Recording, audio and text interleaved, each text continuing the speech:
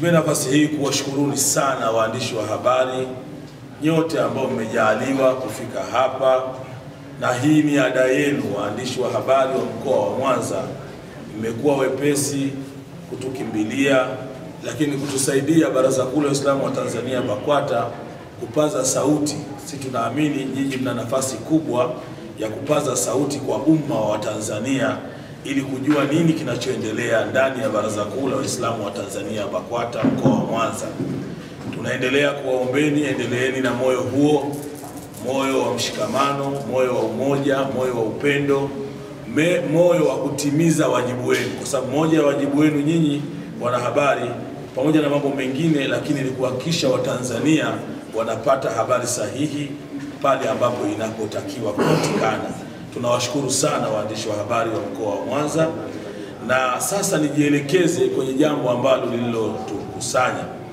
Na pia niseme tunamshukuru sana Mheshimiwa Mufti na Shekhe Mkuu wa Tanzania Daktari Sheikh Abubakar bin Zubair bin Ali Mbwana Mujaddidul Asri kwa malezi yake bora, mwongozo wake sahihi, ambao kwa hakika toka alipotuteua kuwa kwenye nafasi hizi 2018 mpaka leo yako mambo makubwa yamefanyika ndani ya BAKWATA mkoa wa Mwanza na ndani ya BAKWATA Tanzania.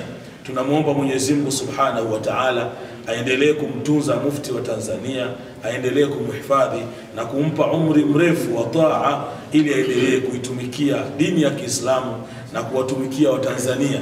Kama ilivyo kawaida yake, Mheshimiwa Mufti habagui, hachagui, na alhamdulillah umma wa Tanzania, Waislamu na wasiokuwa Waislamu, wanatambua Mufti ni mtu ambaye anafanya kazi na watu wa dini zote, madhehebu yote. Yeye ni mzalendo sana Mheshimiwa Mufti. Kwa hiyo tunachukua nafasi hii kumshukuru, na kwa sisi watu wa Mwanza tunamshukuru sana kwa namna ambavyo ametupa nafasi, lakini kwa namna ambavyo anatushauri na kutuongoza. Tunawashukuru pia viongozi wote wa BAKWATA makao makuu, akiwemo mwenyekiti wa halmashauri, akiwemo katibu mkuu wa BAKWATA, baraza la ulama kwa ujumla wake, halmashauri pia taifa na idara za makao makuu, kwa namna ambavyo umekuwa karibu na sisi kutushauri, kutuongoza mpaka kufikia haya ambayo leo tumeyafikia.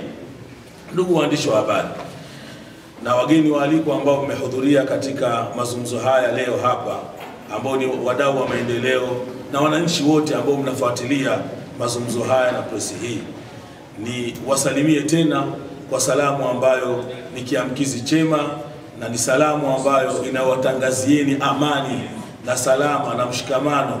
Niseme tena assalamu alaikum wa rahmatullahi wa barakatuh.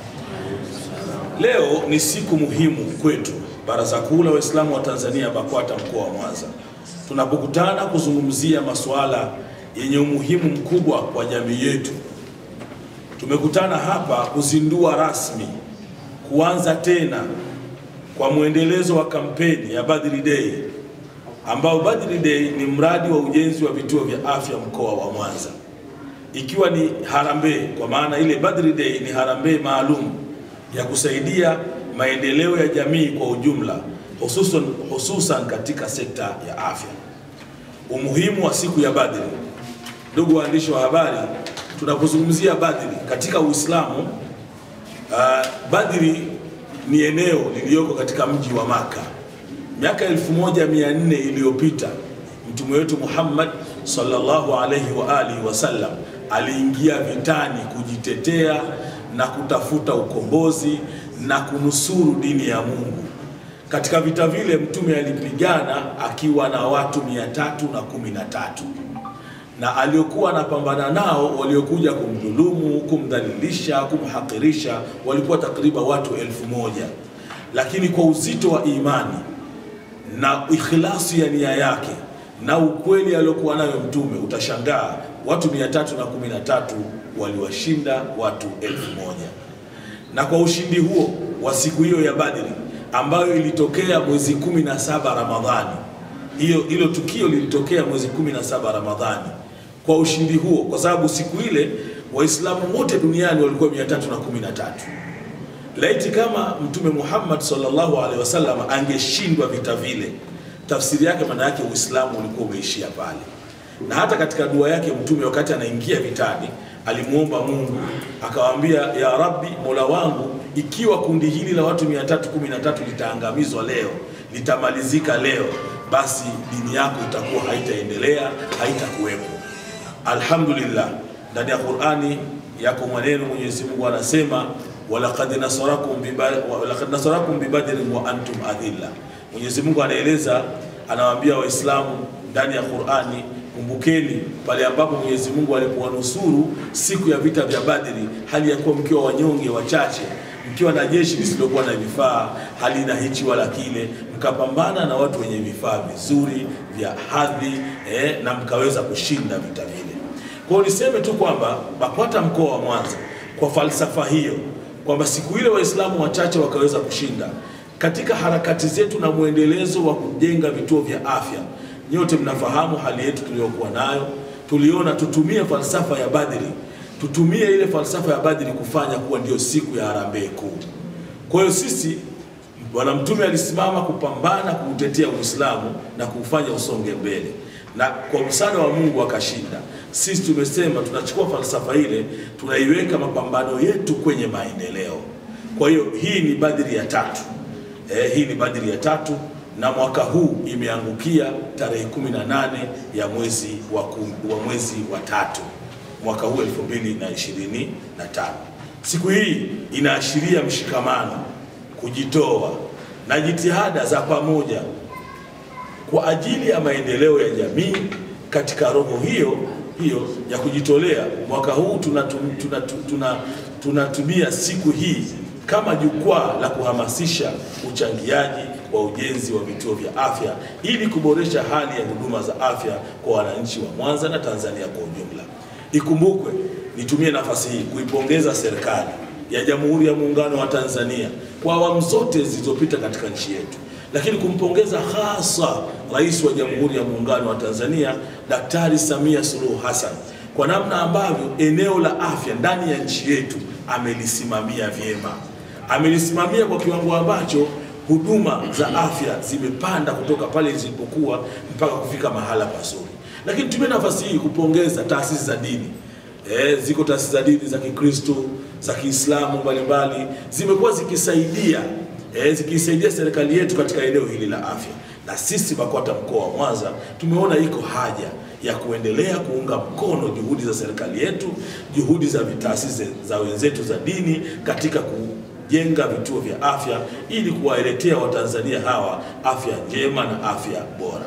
Kwa miaka mingi jamii yetu imekumbwa na changamoto kubwa ya upatikanaji wa huduma bora za afya.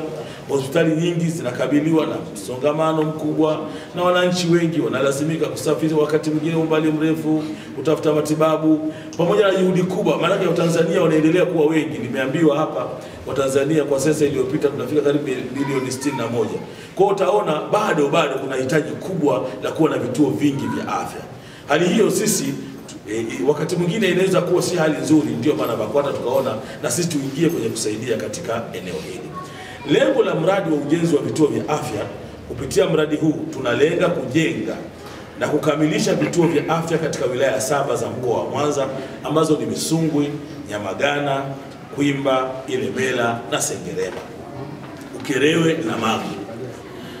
Mradi huu unakadiriwa kugharamia shilingi za Kitanzania bilioni 4.5, yani mradi wote mpaka utapokamilika, ambapo hadi sasa kama ilivyoelezwa tumekusanya takriban milioni 236,775,050 na senti 55, na bado tunahitaji bilioni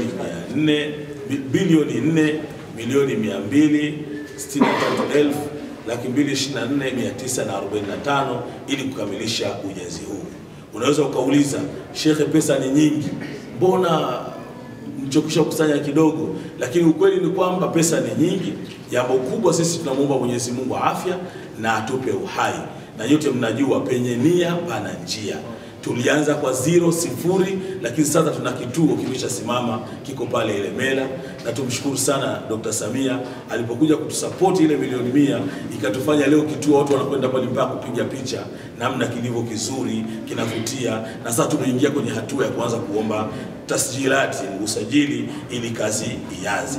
Kwa hivyo tunatoa wito kwa serikali na taasisi za umma kushirikiana nasi, kuendelea kushirikiana nasi kwa misaada ya kifedha na vifaa, kwa sababu msaada wa serikali hauwezi kukosekana. Japokuwa tunajua serikali ina mambo mengi makubwa, lakini bado tunaona msaada wa serikali kwetu ni wa lazima.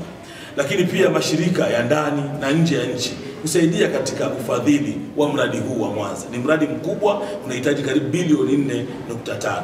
Lakini nitumie nafasi hii kuwaomba wananchi wote Waislamu na wasiokuwa Waislamu, kwa sababu tunapojenga vituo vya afya, vituo hivi havitakwenda kumhudumia Muislamu peke yake, hivi vituo vitawahudumia Watanzania. Kwa tunawaomba wafanyabiashara, wakuu wa taasisi mbalimbali, watu wanaoangalia na kusaidia mambo, mashirika, watusaidie na watuunge mkono katika jambo hili.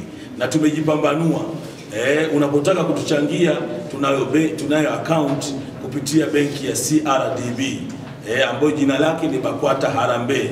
Namba zake ni 01 50 65 81 88 600. Narudia, namba zake ni 01 50 65 81 88 600.